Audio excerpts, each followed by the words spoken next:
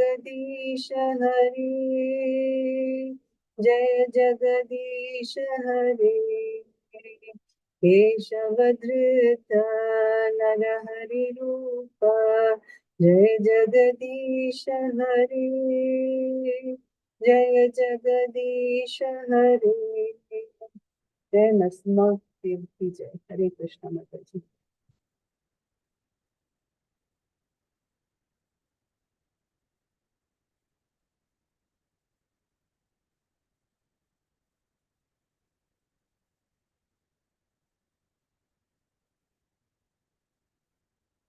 Are you all able to see my screen?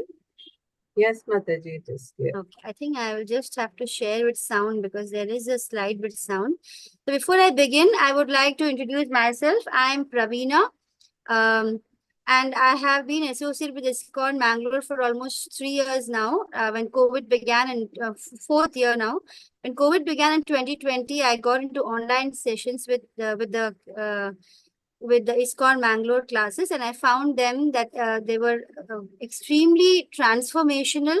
So, how many of you here are uh, new to this, completely new? How many of you are doing it for a second time? Like, may I know the numbers? Like, we have 53 who have joined so far. Could you just raise your hand if you have done this course before? Shanti Mataji, is it?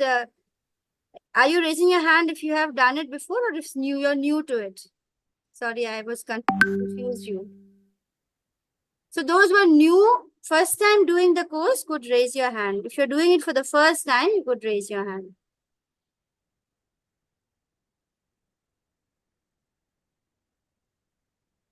Okay, Anusha Mataji for the first time. So it'll be new for you, those who are new, calling each other Mataji. So in ISKCON, we respect everyone, and we call from small age to any age, we call ladies or girls Mataji, and we call men Prabhuji. So that is how we go about in ISKCON. It's just a tradition. And okay, nice to see so many of you are new, totally new. I have just one request to all of you. Today, I can see that we have almost Teja is also first time. All right, I extend a warm welcome to you, all of you, in fact. And I would like you to just kind of do a pledge before we go forward with this 18-day course. I would like you to do a pledge that you will attend the 18 days, come what may. Like there may be many ideas which you come across in this course, which you will feel in the beginning, not matching to what you already know sometimes. And or if you find something which is which you don't agree to, don't immediately decide to drop the course, because this is actually the Bhagavad Gita as it is, in the sense that it is a way it was intended to be written. So Srila Prabhupada's Bhagavad Gita as it is what we'll be following. And it will actually, in the beginning, sometimes some of the concepts may sound very difficult for us to understand. It was the same for me. No audio, Madhvi Mataji. Am I audible? Is it only Yes, Madhvi? Mataji, you are audible. I'm audible. Okay. So Madhvi Mataji, you can just look into, I think others are able to hear me. So probably something about your volume. You can just check it out. So what I want to tell you is that when you're looking at the Bhagavad Gita, even before this COVID, before I attended ISKCON Mangalore, I was always interested in the Gita. So I would try to read, several versions, but I never understood it, and it was very difficult to open it and read and understand it myself. In fact, sometimes I was there were ideas which made me, feel I don't want to read it more, or there were things which didn't give me a clear picture. So I want to share with you that the Bhagavad Gita, yeah, now you're able to hear. Nice, Madhi Mataji. Glad that you shared that you're able to hear now. So what I want to tell you is that this Bhagavad Gita is a book which has very profound teachings. And it is not easy to understand in the first time. In fact, Gandhiji has said that every time I read the Gita, I get something new from it. So, in fact, I did this level 1, which many of you are newly doing. You can put your hands down. I'm glad to see so many of you here for the first time, and I hope I will do justice in getting you to have some inkling as to what it is all about. So, it's a very deep concept, and every time you read the Bhagavad Gita, it gives a whole new world opens up to you, and you get to know what is the purpose of your life. You get to know who you really are, and it actually transforms your lives like anything. So I did this level 1 many times. There is also level 2 in this Bhagavad Gita course, 18-day course. There's a level 3 as well. And those who are able to start chanting 16 rounds, I will explain to you what is chanting and what is 1 round and 16 rounds. They can straight away move on to start studying the Bhakti Shastri course. So that is where you will study 5 books. You will study the Bhagavad Gita as it is, and you will study the Nectar of Instruction, Nectar of Devotion, Ishopanishad, and 4 books, I think so. Yeah, Bhagavad Gita will be taught in 2 parts. So there'll be 5 modules. So it's a very exciting. Okay, Bhargavi Mataji says she's chanting 4 round already. Great, that's wonderful. So what I was saying is that this course is very transformational. It will actually bring about a whole new way to the way you look at the things around you. But to begin with, you need to have a little bit of an open mind to accept even something which is not, matching to what you already know about the religion, about gods from your previous understanding. Don't give up. Don't stop attending the classes. I can see we have 68 so far. I think another 5 minutes, I'll know roughly how many are attending. But usually what happens is, the number starts dwindling as the days go by. So what they say is that to get this Bhagavad Gita, you need to have done some, some good deeds in your previous lives to come to this position to be able to sit and give this 1 hour at this time of night to listen to the Bhagavad Gita. So first of all, before we proceed, I want to congratulate all of you who are here today to take up and, to take up the decision to listen to the Bhagavad Gita and try and understand what it is. There is nothing like trying to understand the Gita from a pure devotee. I cannot claim I'm a pure devotee, but I am at least a student of a pure devotee. So my guru, Aishwarya Mataji, she is a pure devotee. And her guru is like Namnishtha Prabhu. He is the temple president, and he is, of course, a extremely elevated devotee. I believe he's a messenger of God himself. That's why he's, bringing this Gita to all of us free. We are able to learn it and discuss it free, of course. Several other, temples, they would charge for it. But we are so, so blessed that Prabhuji wants to give this knowledge to us for free. So I'm reiterating that I request every one of you to somehow attend all 18 days, and only then you will get a clarity of what it is all about. So just because somewhere down the line you feel, you feel that it's not, interesting enough, or it won't be very interesting in the beginning per se, because it's a lot of philosophy. And then when you're done understanding the basic philosophy of Bhagavad Gita, you can move on to understand the Bhagavatam. So Bhagavatam is basically very exciting stories which try to build upon your philosophy of Bhagavad Gita, and then it's like nectar. So for me right now, personally, let me share with you, I reached a stage where this Bhagavad Gita and Bhagavatam have become the prime point, focal point of my life. And I can say for sure that, they will transform anyone who will just listen to it, with just an open mind. Let me try and understand what is this Bhagavad Gita all about. So imploring you to stay with me. I would like to see all 70 of you, 69 right now, to be with me for all 18 days. And I would, not to see dwindling numbers. So please come every day. You can join at 8:30 itself. We have Chitra Mataji and Anuradha Mataji who will be reading the chapter. So in 18 days, it is not possible to discuss each and every verse. So I will be we will be, how it's planned out by Namnishtha Prabhu is that we just give you an understanding of the basic concepts and how the flow of thoughts go about in this Bhagavad Gita.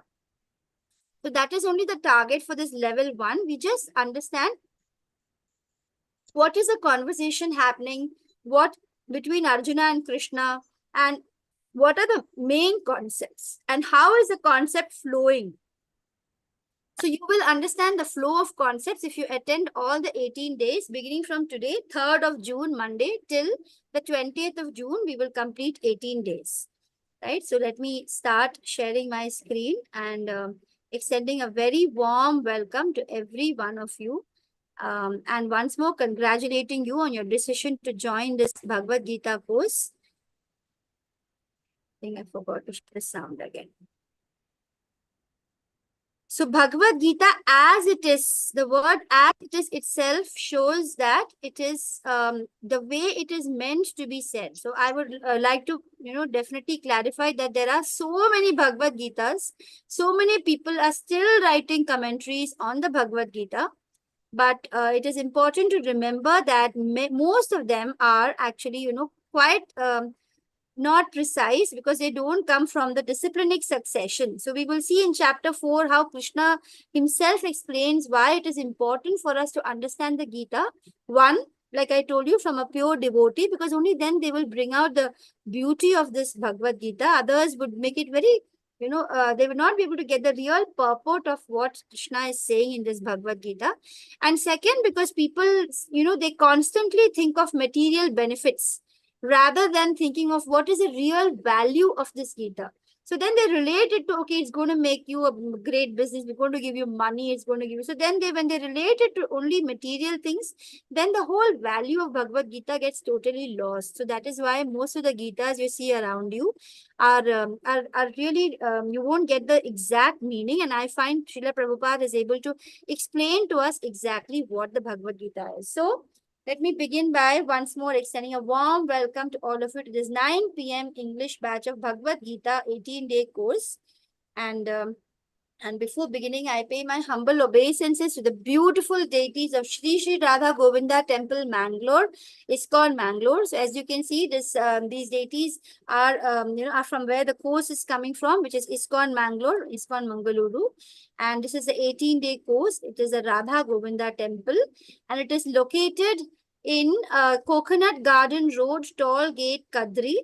And the temple president is His Grace Namnishtha Das Prabhu. He has done his BTech in mechanical engineering from IIT Kanpur. And when he came across some powerful pure devotees, so actually this whole Gita comes to us always through devotees only. When the devotees come and they tell us, that's when we really understand it and start following it. So the ISKCON Mangalore, I would like to just let you all know that the opening of this, the grand opening of the bigger, temple is happening on 19th of August. So, all of you can just keep it in mind that if it's possible, you can travel to Mangalore and, maybe personally you can be expressing your gratitude to the temple on giving us this beautiful course. So this is where the ISKCON temple is located, from where we are getting this course. And this is these are the beautiful Radha Krishna deities. And let's begin with the prayer. Om Ajnana Timiran Dasyat Nananjana Shalakaya Chakshurunmilitam Yena Tasmai Shri Gurave Namaha. Nama Om Vishnu Padaya Krishna Prishtaya Bhutale Srimate Bhakti Vedanta Swamin Iti Namane Namaste Saraswate Deve Gauravani Pracharane Nirvishesha Shunyavadi Paschatya Deshatarane Jai Shri Krishna Chaitanya Prabhu Nityananda Shri Advaita Gadadhara Shri Vasadi Gaura Bhakta Vrinda Hare Krishna Krishna Krishna Hare Hare Hare Rama Rama Rama Hare Hare. So this is what I was calling, I was telling you about chanting. And we raise our hands. It's called the Sharanagati Pranam, where we are requesting God to protect us and save us from this material world. And so that is the purport of it. We will discuss that Mahamantra also whenever we have more time. This is a Mahamantra. And all glories to the founder Acharya, His Divine Grace, A.C. Bhakti Vedanta Swami Srila Prabhupada, his disciple, His Holiness Jayapataka Swami Guru Maharaj, and his disciple, Temple President, His Grace Namnishtha Das Prabhu. So, I think many of us would have heard of ISKCON, but we wouldn't have heard of Srila Prabhupada. The reason is because Srila Prabhupada always puts Krishna in front. And so the full form of ISKCON is International Society for Krishna Consciousness. And Srila Prabhupada explains to us through the many books he has written, beginning with the Bhagavad Gita, the Bhagavatam, and so many other books he has written, the Krishna book, and many other books. So he explains to us primarily that when we are, the goal of our life is to become conscious of Krishna, basically God conscious. But then he doesn't use the word God. Many people said that you're starting an international society. Why do you want to say Krishna consciousness? So he said, why not? Because I know that the name of God is like Krishna. For example, I know that the co-host today is Chitra Mataji. But if I simply say co-host, it's not going to be as personal as I tell her Chitra Mataji if I address her as Chitra Mataji. Similarly, Srila Prabhupada says, I know that God, when we say, the Lord of the universe is Krishna. So why should I simply say God? Like, instead of saying, hey man, if I call out your name, that's more personal because you know now. So as you study the Bhagavad Gita and Bhagavatam, you will actually know the God as a person, and you will know about his names, about his, his different activities, his paraphernalia, the description of how he looks. So when you know so much about God, about that God is Krishna, his name is Krishna. He has many names, but the name by which he is most, liked to be called is Krishna. So, that's the reason why Srila Prabhupada wanted to start the whole institution as International Society for Krishna Consciousness instead of just God Consciousness. So paying humble obeisances to my Guru, who is my Bhakti Shastri teacher, Aishwarya Mataji, I would like to thank her for giving me this opportunity to take this class and praying that I'm able to do justice to this class. I want to share once more that the teachings are based on A.C. Bhaktivedanta Swami Srila Prabhupada. So I again want to share that there are many, occasions where you will find people who will, kind of discourage you, saying that these teachings are like a cult and stuff, things like that. But you have to, really trust the process, trust that this course hasn't come to you by coincidence. There is a reason why you got this link. Everybody doesn't get the link, and those who get the link all cannot join it also.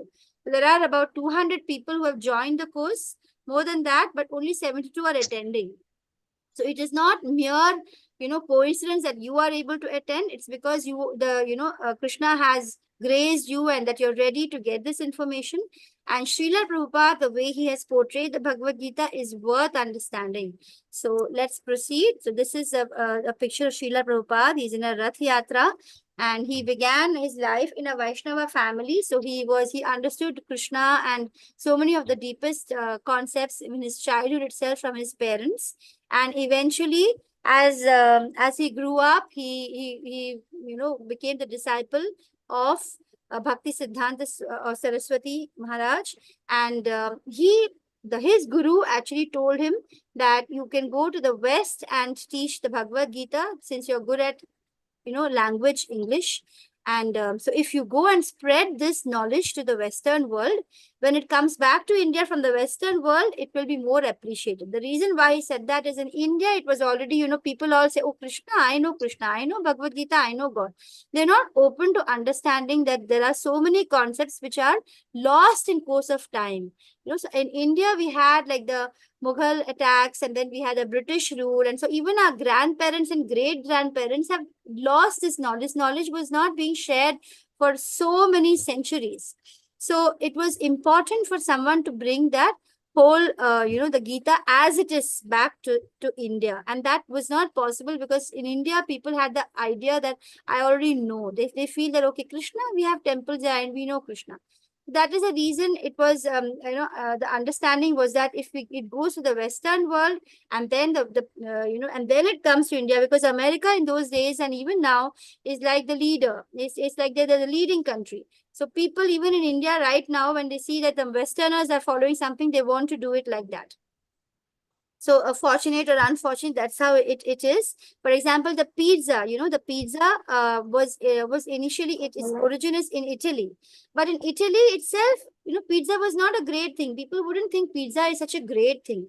But when the Americans, they liked the pizza so much and they made it so famous, and then it came back to Italy, the Italians themselves were like, wow, pizza is so nice. So it's similar kind of a story.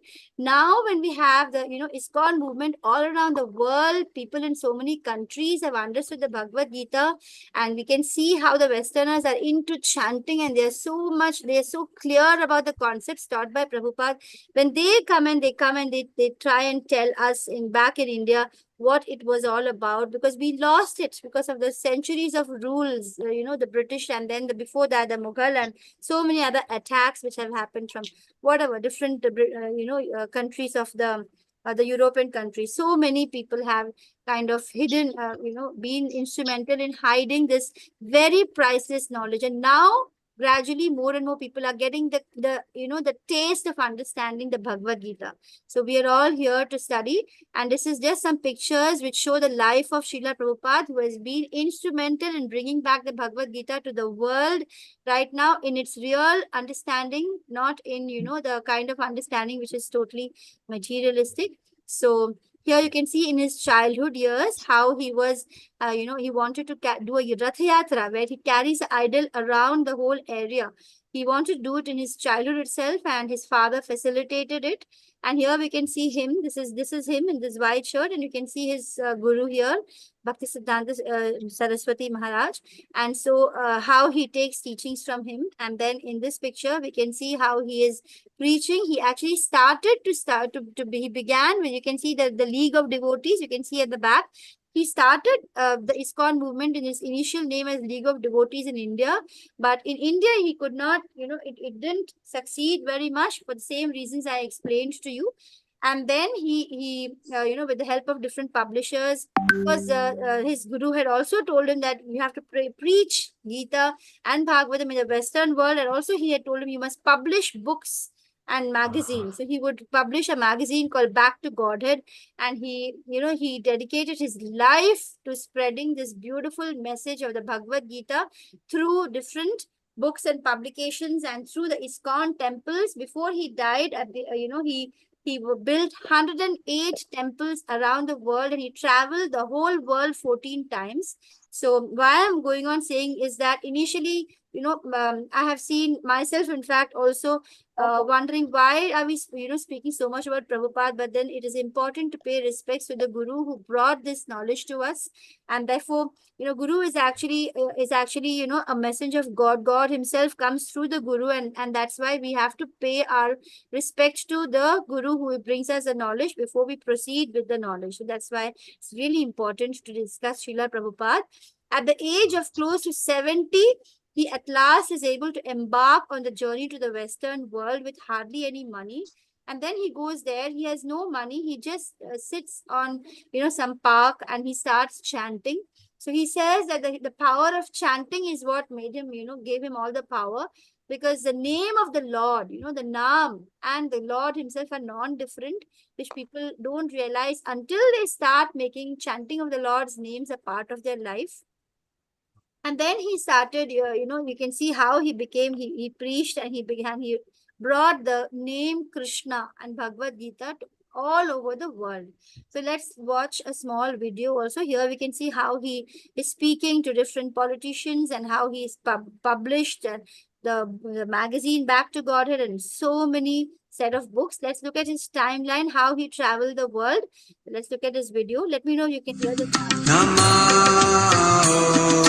Vishnupadaya Krishna Prishtaya Bhutale Srimate Bhakti Vedanta Swami Iti Namine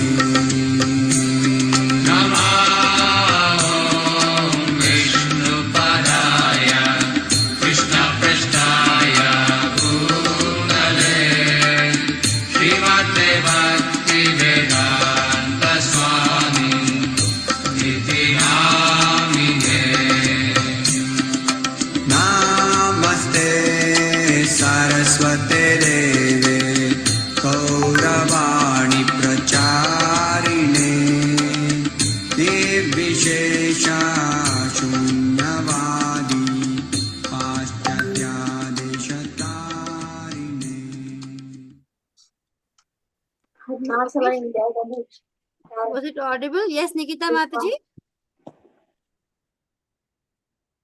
All right.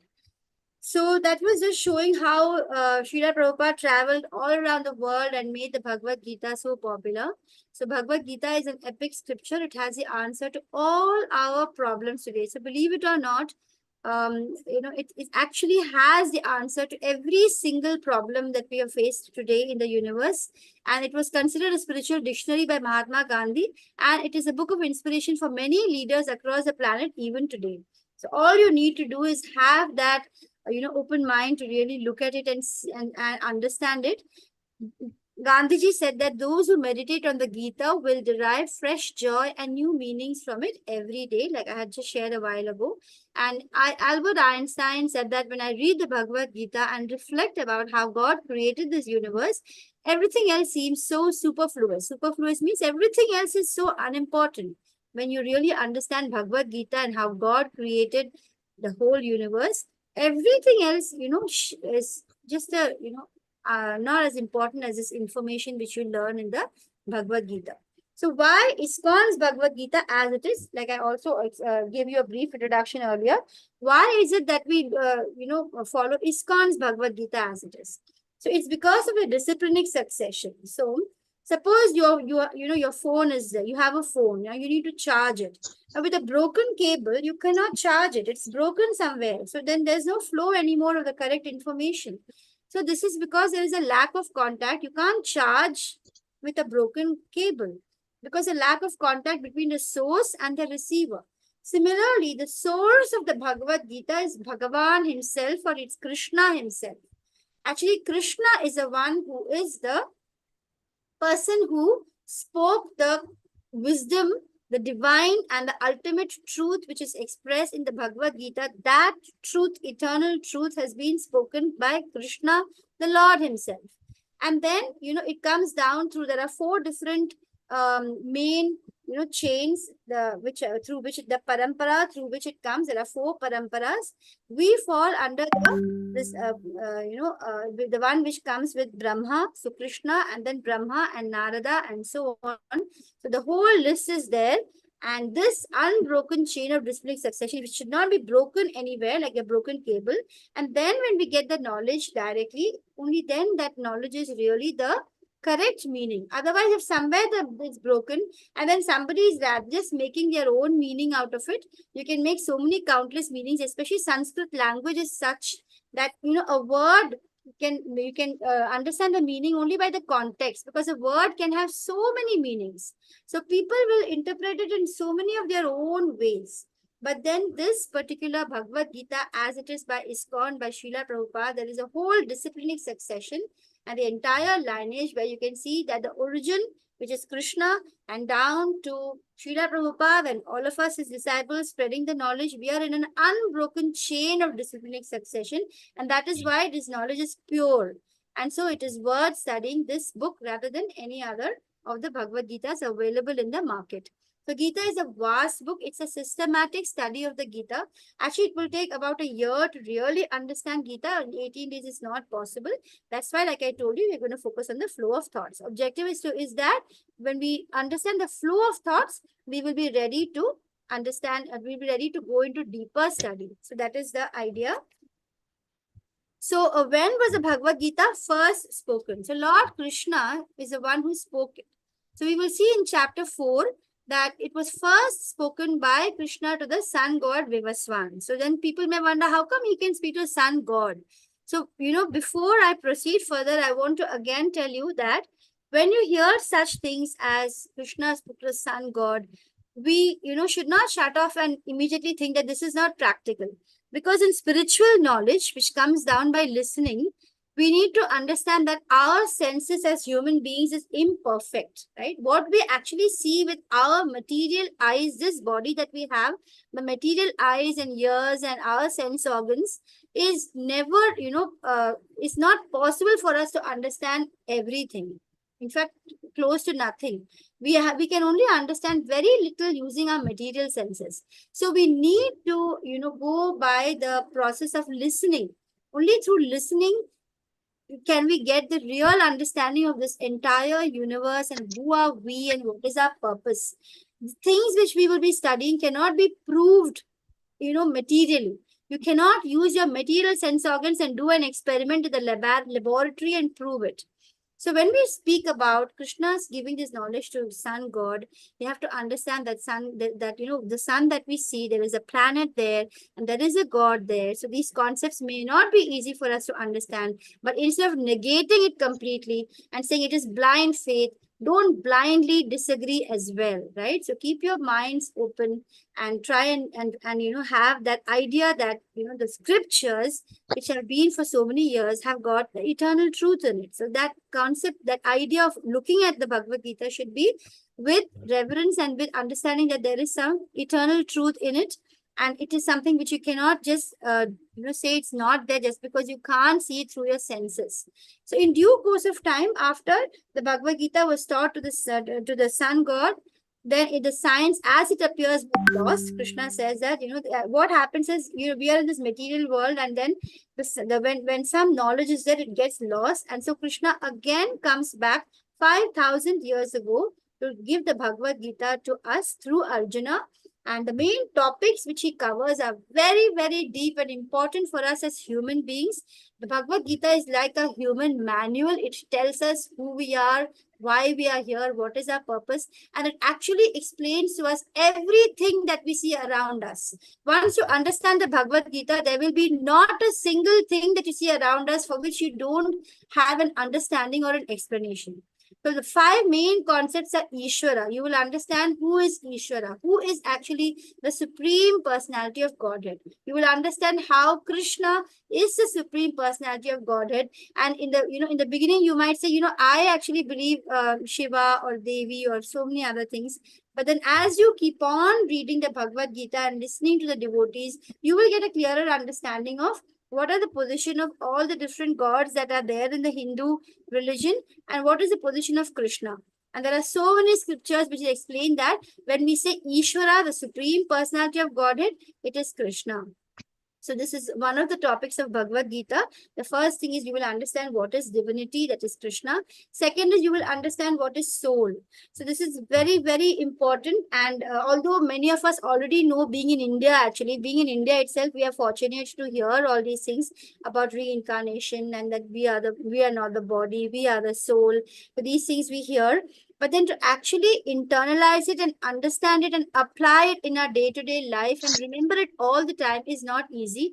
That's why the Gita also, you'll find it keeps repeating itself also. That's because Krishna knows that we need that reinforcement. And I am studying and still, the Gita appears to be, again and again, I'm really trying to understand how it is that we are soul within the body and not the body. These concepts are deep. The third concept we will learn about Prakriti. Actually, when I understood the Prakriti or nature as Bhagavad Gita taught us, it was a whole new world. When we say Prakriti, before I understood Gita, it was simply like nature, trees, plants, so beautiful this nature is. Or maybe you go a little deeper, there are some physical laws in nature, there are some chemical reactions happening, there are the biological things to study from nature. You go more scientifically, you study what is nature and you try and, understand what is this creation of God. But then what is nature, Prakriti as such? It's very deep. I think I'll not break that now because that will come in later chapters, especially when you come to like chapter 14, you will understand the 3 divisions of Prakriti and what actually is Prakriti. It's a very, very vast and beautiful concept, and we will understand exactly what is Prakriti, which is very different from just what we know. And then we have karma. Now, karma is also, I think being in India, we are very fortunate. We would have heard a lot about karma and we think we know everything. But then when I, did this course, when I started off with doing, now I'm in, closing to the level 5. But when I was in level 1, my idea of karma was simply, like action, like good action, bad action. And it also the idea which we do have is that you do good things, it will come back to us. You do bad things, it will come back to us.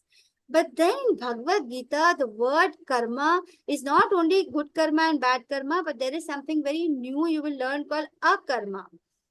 And that is such a amazingly beautiful concept, and I'm so much in love with it. It's so beautiful the way Krishna explains karma, and it becomes, by the time you reach the 18th chapter, karma becomes a beautiful concept. You will understand with a lot more depth. So stay with us to understand that.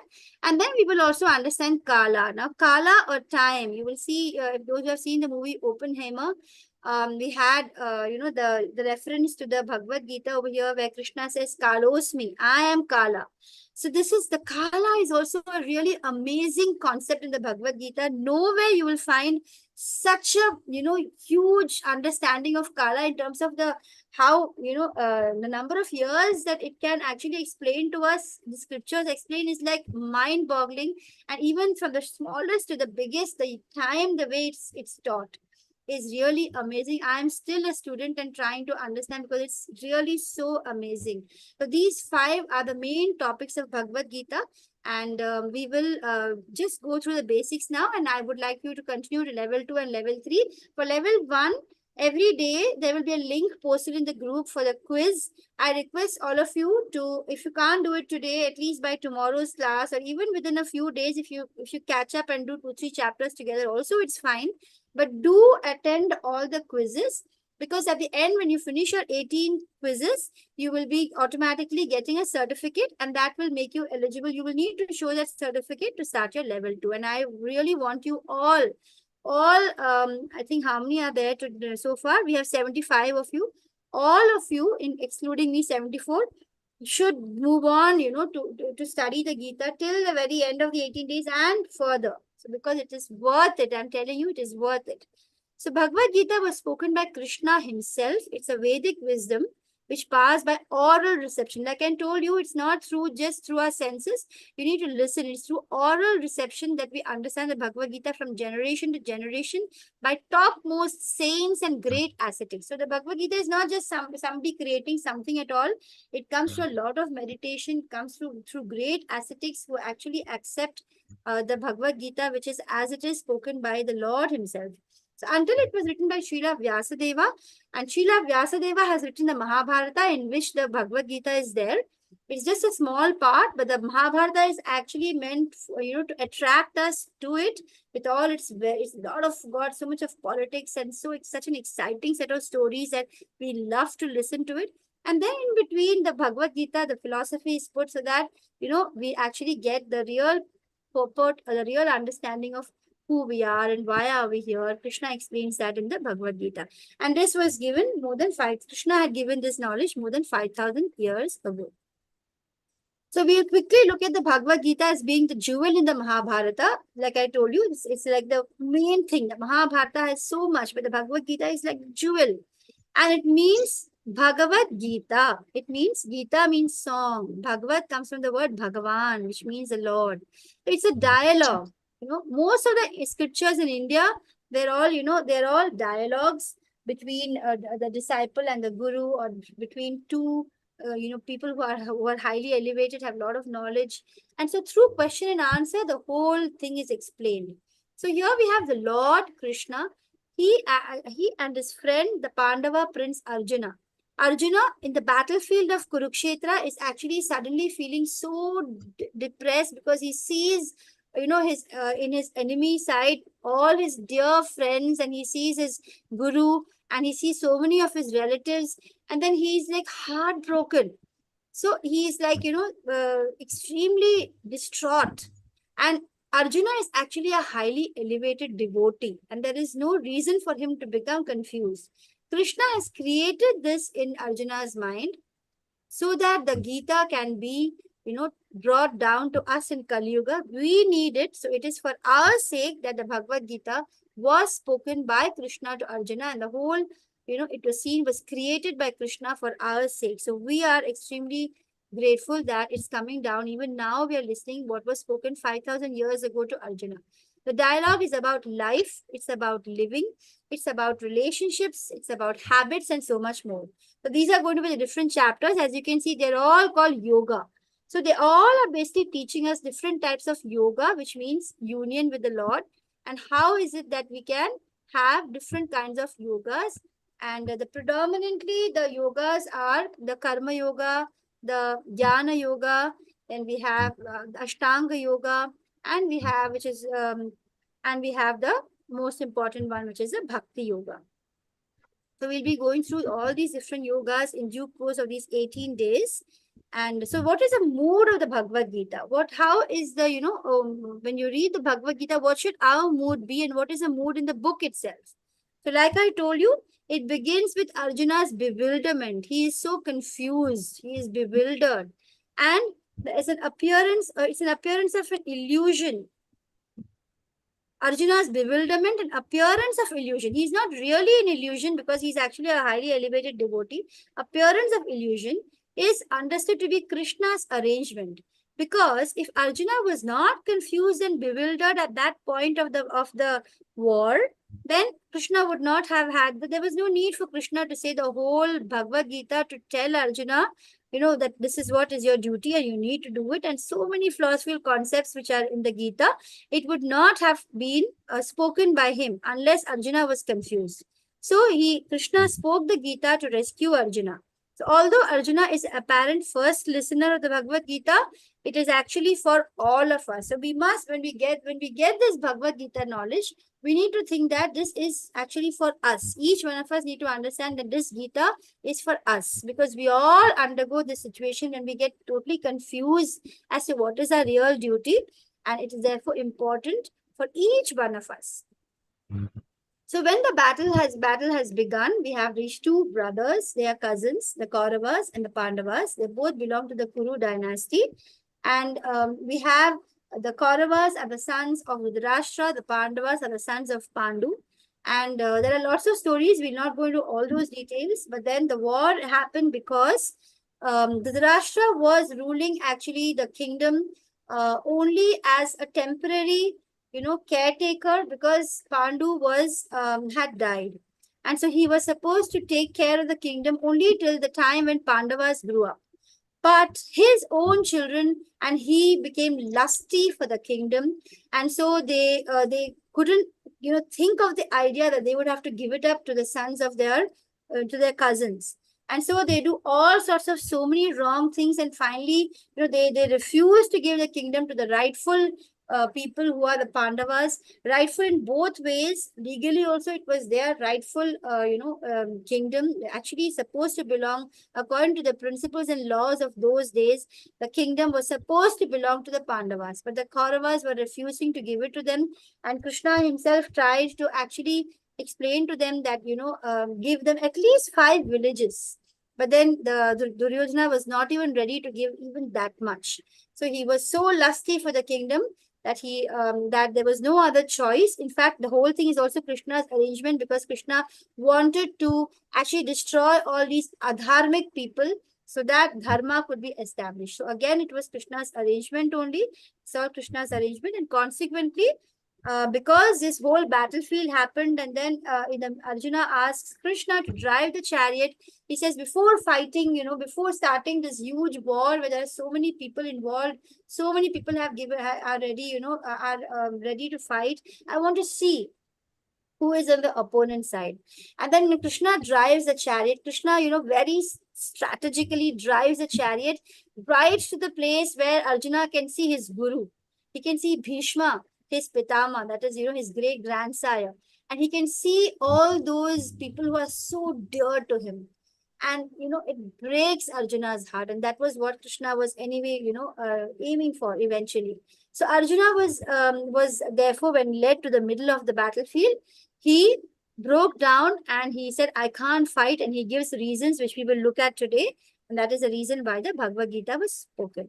Every journey in life begins with a single step. So today, let us begin this journey into the mysticism of Gita. And I welcome each one of you to this beautiful understanding. There is this verse, Sarvo Panishado Gavo Dogdha Gopala Nandana Partho Vatsa Sudhira Bhokta Dugdham Gitamrita Mahat. So what does it mean? All the Upanishads are actually like a cow. And the milker of the cow is the Lord Krishna himself. The milker of the cow, he actually takes the essence of all the Upanishads for our sake. And he gives his teachings to us. He says he is the son of Nanda. And who is the calf? The calf is Arjuna. And the beautiful nectar, the milk, which is actually the essence of all the Gitas, of all the Upanishads, is the Gita. And the fortunate devotees of fine theistic intellect, all of us here assembled, we are the drinkers and enjoyers of this beautiful knowledge that is the Bhagavad Gita.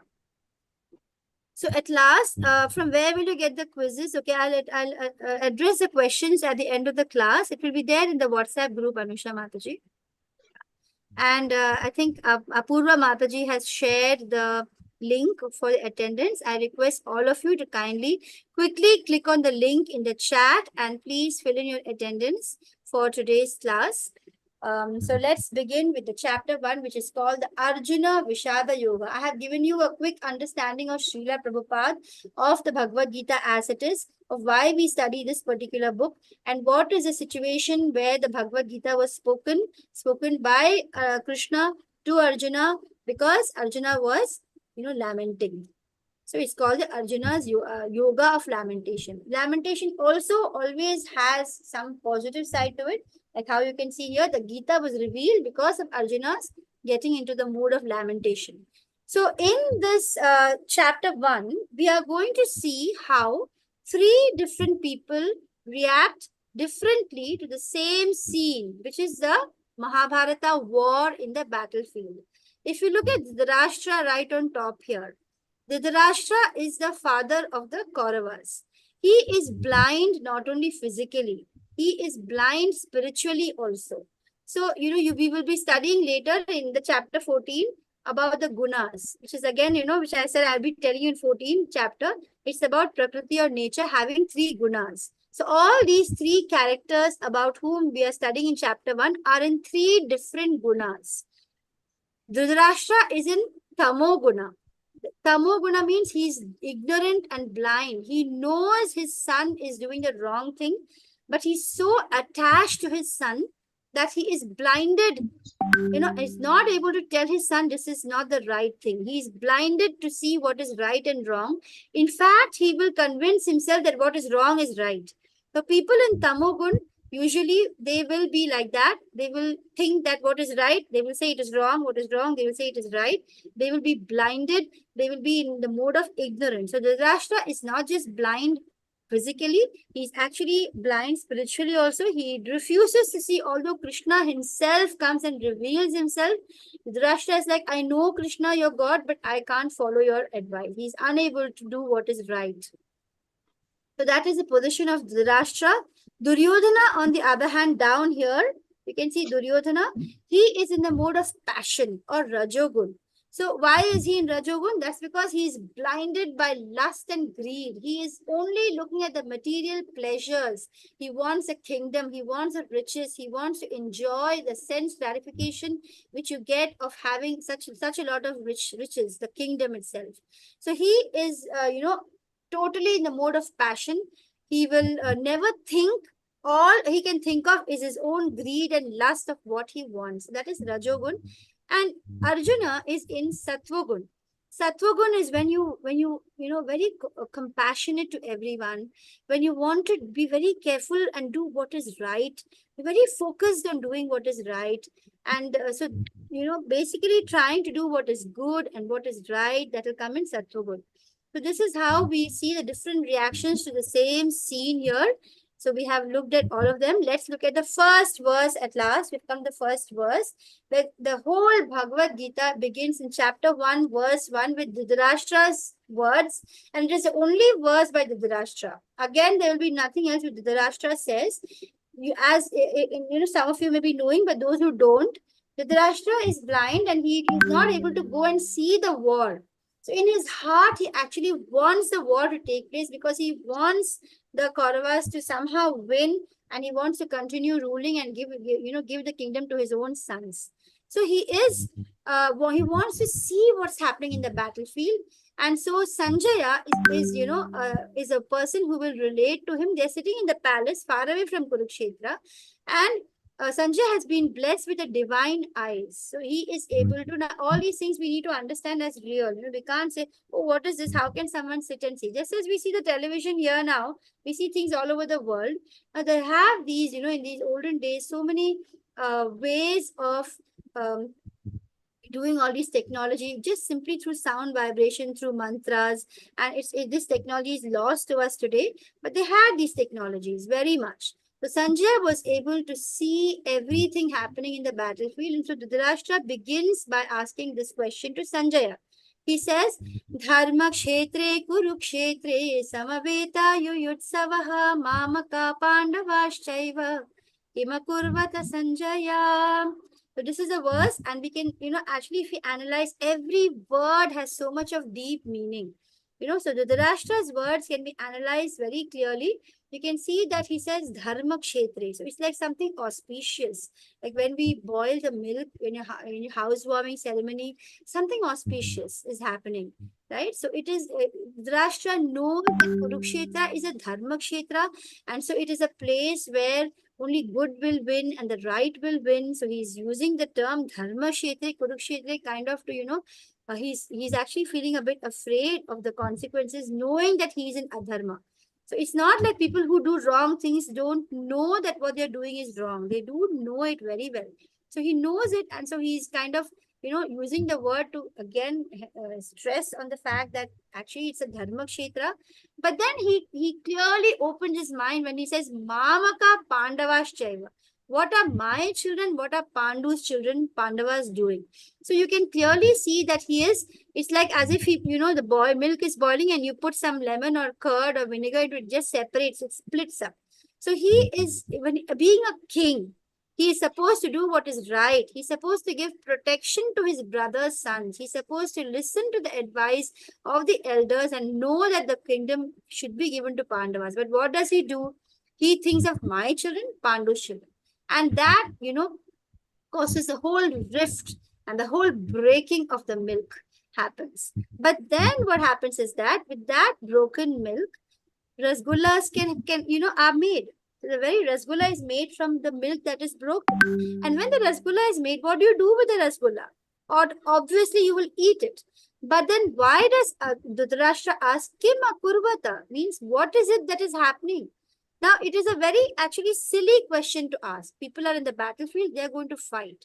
Now, when he used the term Kim akurvata, what is happening? It clearly shows his fear. He knows that this is a dharma kshetra, and so he wants his children to win. He wants to ensure that the battle happens, but he's still worried. Will it happen? Because the dharma kshetra, maybe something would transform their minds, and maybe Duryodhana will be convinced, okay, let's not have the war. And he's afraid that will happen because he's so lusty for it. So the question Kima Kurvata is kind of showing his fear. And then we have in the 1.3 verse, we have, oh my teacher, behold. So then we have Duryodhana speaking after that. He says, oh my teacher, behold the great army of the sons of Pandu, so expertly arranged by your intelligent disciple, the son of Drupada. So here Sanjaya is now relating to Dhritarashtra that, your son, Duryodhana, he begins, when the battle is starting, he is actually, talking to his teacher. And if you look at the words he uses when he talks to his teacher, it is so disrespectful. Arjuna, on the other hand, before the battle begins, he actually shoots an arrow at the feet of his guru, of Bhishma Dev, paying his respect to them. And, that love and compassion he has, he doesn't even want to do the battle because he doesn't want to fight against them. But here we have, on the other hand, Duryodhana, look at his mindset. He says, they're so expertly arranged. The sons of Pandu's army is so well arranged by your intelligent disciple. And then he uses, the highlighted words are very important, the son of Drupada. So Drishtadumna is the one who has arranged the Pandavas' battle side, right? The arrangement, in the olden days, the way the battle is arranged, the field is arranged is very, very important. So Drishtadumna has arranged the Pandavas' battle, and Duryodhana is kind of, suddenly worried and scared again. So people who are in the wrong, they're always in anxiety. Those who have Krishna on their side, they will never have any anxiety because they have Krishna on their side. But those who don't have Krishna, they will always be anxious. So Duryodhana is seeing that the Pandavas army, although Pandavas have less number of people with them, still so beautifully arranged, and so he's pensive and worried. And there is a big story behind Drupada. So Drupada and Duryodhana and the Pandavas and Kauravas guru, who is Dronacharya, there is a huge rift between them. So the son of Drupada, actually Drupada and Dronacharya, they were having there's a long story. I don't think I will have time to say that, but there is a big story behind it, in which Drupada, kind of wants a son who will take revenge and who will kill Dronacharya. So the Drishtadyumna is actually that boy, the son of Drupada, who has taken a vow to kill Dronacharya. And then when Drupada's son, Drishtadyumna, had approached Dronacharya to please teach me the warfare, because he was the best teacher, he actually accepts him, knowing that this boy is actually born to kill me. Still, he accepts him. So using these words, son of Drupada, your intelligent disciple, Duryodhana is so political minded. He's kind of using these words to hit and hurt his guru and tell him that I know that in your heart you are fond of your, Arjuna, you're fond of Pandavas, but please remember that there on the opposite side, the son of Drupada is going to kill you, and they have arranged it so well. And all this because you accepted him as your disciple. You made such a stupid decision, and now you have to, make sure that you don't repeat that. You need to make sure that you are, you are on my side. So he uses different political ways to kind of, get across his lust, and he wants to somehow ensure that everybody gives their best. He knows that the Dronacharya actually has a soft corner for them. So it's kind of warning him that don't have this soft corner. See the result of the soft corner, what happens. Then let's look at 1.19. 1.19, we have the blowing of conches. So what happens is, in the process of this big conversation between Duryodhana and his master, eventually, Duryodhana in his dialogue, he continuously is showing some kind of a tension and fear. And so when he starts saying, I don't have all the dialogues are not there in the slide because we can't go through so much detail. So he actually starts saying that, and we have, he says, okay, in the opposite side, we have all these great warriors, but don't worry, in our side also we have great warriors. So Duryodhana is suddenly feeling that maybe what I'm speaking is going to, bring the morale of my side down. So he starts praising his side of army men, and he says, we have all great people. And he in fact says, they're all ready to die for me. So again, the words he chooses are really wrong. When they say, it's like he's making a premonition that they're going to die. So, we will see there's so many, so intricate these things are. And then he actually says, all of you must protect Bhishma. And then Bhishma, he realizes that this Duryodhana is just getting tense and going on blabbering. So instead of, he says, okay, stop. So to make him stop his talk, he starts blowing his conch shell. So when Bhishma blows his conch shell in the Kaurava side, there is, they make a lot of all those noises with the different instruments, and it's so noisy. But then soon after, the Pandava side, they start blowing their conches. So the blowing of the different conch shells become uproarious and thus vibrating both in the sky and on the earth. It shattered the hearts of sons of Dhritarashtra. So when Bhishma and the others in the Kaurava side, they blew their conches and so many instruments, nothing happened. There was no, because, like I told you, Pandavas have nothing to fear. They have Krishna on their side. But when the Pandavas, when Krishna, you can see in this picture, Krishna blows his conch, Arjuna blows his conch, followed by Bhima, and everyone on this side, when they blow the conch, it shatters the heart of sons of Dhritarashtra. The conch is actually a very powerful sound, and of course, Krishna's conch is transcendental. So again, this is another important concept I learned, is that Krishna is not like people say he's like one big yogi or some big, realized soul. Krishna is God himself. He is Bhagavan. We need to understand that to understand Gita. And he is not material. He doesn't have a material body like us. Krishna has a transcendental body, which people understand as we study more of the Gita and Bhagavatam. So then we can see here that these are the different points which show us that, before the war itself, we know that the Pandavas are going to win. One is that it's a Dharma Kshetra. Second is that the chariot they're using is divine. Third is that there's a Kapi Dhwaja. You can see Hanuman on the flag of the chariot. which is a clear sign. Where there is Hanuman, there will be victory. So definitely victory is on their side because Hanuman is there.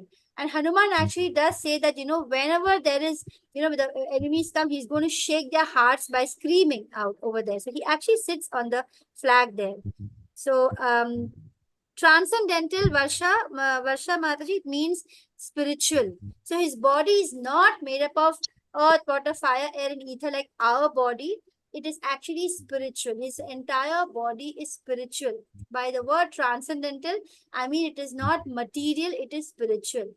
So again, you will get a clear understanding as you study more and more. Transcendental simply means spiritual. So he is God himself, so he is not material. As we study more, we will understand more and more what is the meaning of spiritual and transcendental.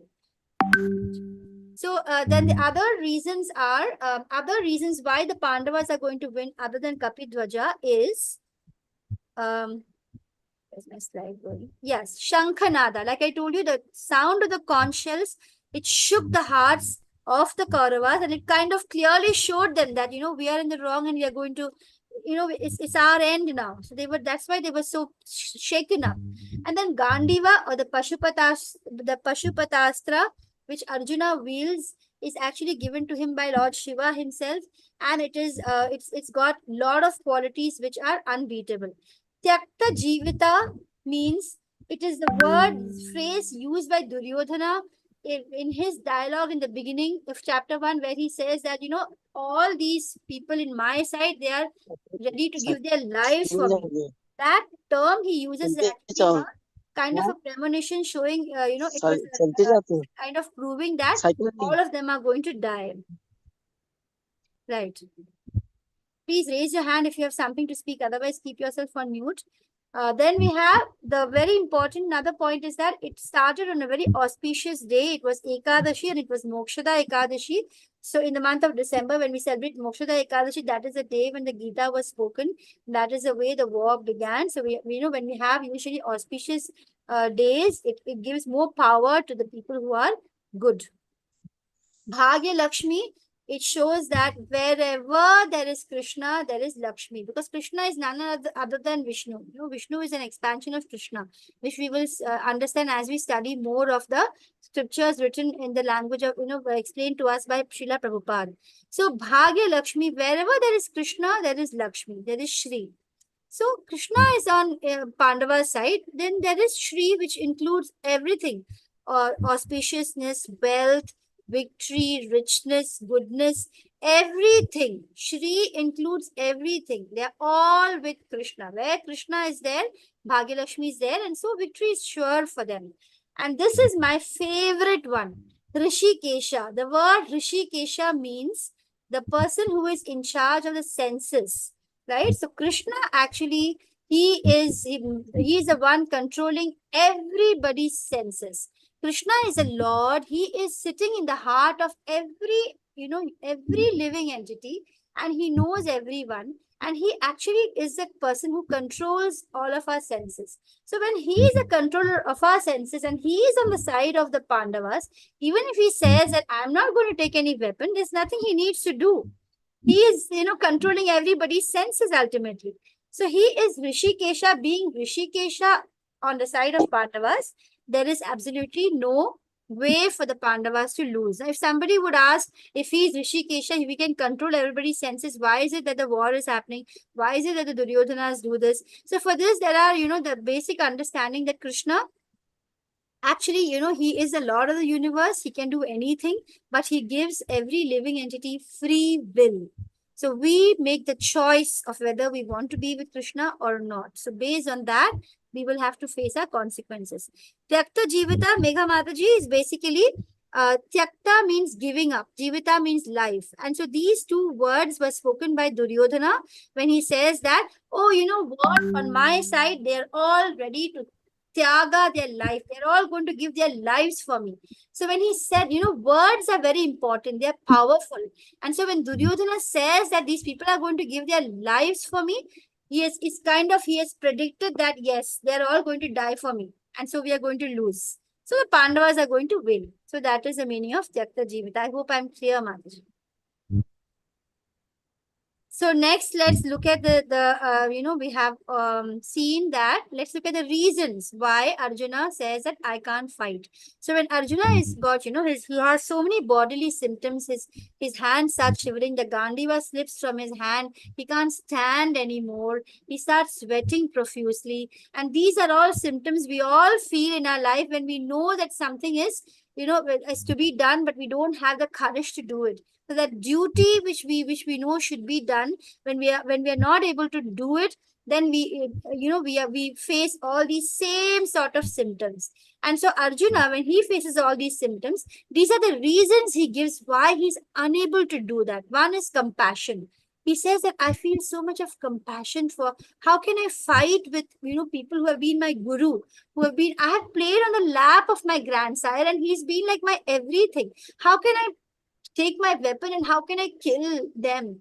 And then second reason he gives in verse 1.31 is no enjoyment. Arjuna says, you think by fighting this battle, I'm going to enjoy? I'm not going to enjoy even if I win, because I would have killed all these near and dear people. I'm not going to enjoy even if I lose. So either way, there's no enjoyment for me. I don't want to fight because I don't find any joy in it at the end, either way. And then he says, and I know that it's a sin. So in this, we will understand this word sin very well in Bhagavad Gita. When we say sin, it's a very vast meaning. For example, if you look at Hanuman in Ramayana, Hanuman, he actually burnt the whole kingdom of Sri Lanka. If you look at it, it would be a great sin. Like he's done he destroyed so many houses, so much of property, so many people. But then when you do something for the Lord, when you are a devotee, and you're doing something for Krishna, for the Lord, knowing that this is what is supposed to be done, then there is no sin. In fact, you'll be glorified for it. Just like when an Indian soldier goes and and he's in the battle, he goes and he fights with the enemy camp and he kills so many soldiers. He is hailed and they praise him for wonderful thing he has done. But the moment he comes home, suppose he has a fight with some relatives and he murders a friend or relative, he's immediately put behind bars. They put him in jail. He has to face maybe the criminal offense related phansi or whatever. He has to life sentence or whatever. So the word sin is basically to be understood that the same thing, when it is done in one context, it is a right thing. In another context, it will be wrong. So in this case, Arjuna, Krishna is creating this whole confusion in Arjuna. He feels that I'm going to kill so many people. It's such a sin. I mean, it's a sinful act. And so what he's saying is not wrong if you look at it that way. And then he says family traditions are going to be broken. When so many men are all going to die, the whole tradition that has been going on in the family of maybe doing the different pujas for the ancestors, or the different traditions which make the family together, and all these traditions are going to be broken, and that is going to be causing chaos. Imagine if so many men are going to all die in this battle. Obviously the ladies are going to be alone at home. There'll be so much of helplessness, and it's going to cause so much of chaos. It's going to cause very bad situation. Then the fifth reason Arjuna gives is, I'm not able to fight. Now he comes to his own personal reason, because I'm undecided. I am not able to decide what is right and what is wrong, or what I should do. And then he actually turns to Krishna and he says, I accept you as my guru. In chapter 2, we will see in 2.6, he will express his indecision and he will accept Krishna as his guru. He says, you have to tell me what I should do because I am so lost. So which can you relate to? Do you think that if you were in Arjuna's place, which reason you would choose? Actually, it's almost 10 and time is up, so I won't spend more time. You can mentally just think of which reason would you, choose, or which one do you think is most important. So today we have finished the first chapter. I'm sorry for exceeding the time by a little. Please join me tomorrow, same time. We have already looked at Dhritarashtra's inquiry today in verse 1.1. We looked at Duryodhana's fear. We saw how the blowing of conches brought fear in the hearts of the opposite camp. We looked at Arjuna's observations, and we also looked at his reasons not to fight. So with that, we come to the end of this class today. Vancha kalpatarubhyascha kripa sindhubhya evacha patitanam pavanebhyo vaishnavebhyo namo namaha. Hare Krishna, everybody. You have any questions or reflections to share? Please, you can make it now.